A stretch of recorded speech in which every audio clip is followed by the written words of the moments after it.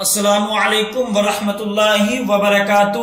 ناظرین، آج ہم آپ کے لیے ایک نیا واقعہ لے کر حاضر ہوئے ہیں جو کہ بہت ہی خوبصورت واقعہ ہے۔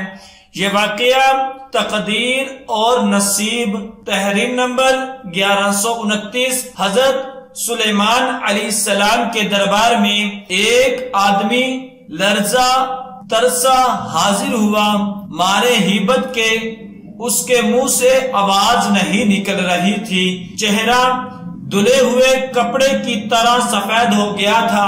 حضرت سلیمان علیہ السلام نے اس کی یہ کیفیت ملاحظہ فرمائی تو پوچھا، اے خدا کے بندے، کیا بات ہے؟ تو اتنا گھبرایا ہوا کیوں ہے؟ اس نے عرض کیا کہ یا حضرت، مجھے اسرائیل علیہ السلام نظر آئے، اس نے مجھ پر ایسی غضب آلود نظر ڈالی کہ میرے ہوش و حواس گم ہو گئے۔ اب بار بار اسرائیل علیہ السلام کی وہ صورت آنکھوں کے سامنے آتی ہے، اس لیے مجھے کسی گھڑی بھی چین نہیں آ رہا۔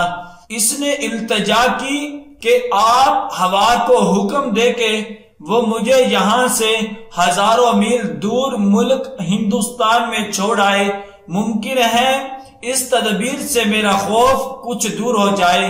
حضرت سلیمان علیہ السلام نے اسی وقت ہوا کو حکم دیا کہ اس شخص کو فوراً ہندوستان کی سرزمین میں پہنچا دے۔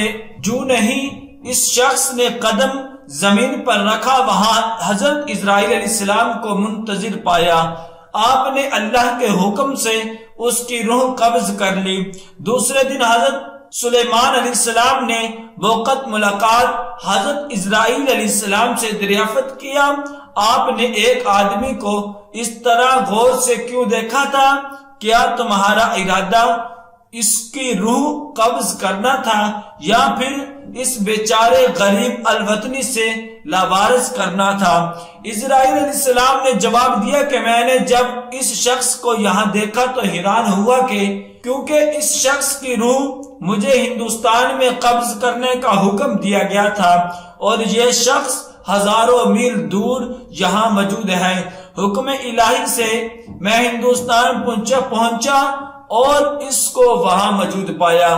حکایت رومی رحمت اللہ علیہ فرماتے ہیں، انسان لاکھ تدبیر کرے، تقدیر اسے وہیں لے جاتی ہے جہاں اس کا نصیب ہو، اور وہ خود تقدیر کے عزائم پورے کرنے کے لیے اسباب فراہم کرتا ہے۔ دعا ہے کہ اللہ تبارک و تعالی ہم سب کو ان کلمات پر عمل کرنے کی توفیق عطا فرمائے۔ صدق اللہ العظیم۔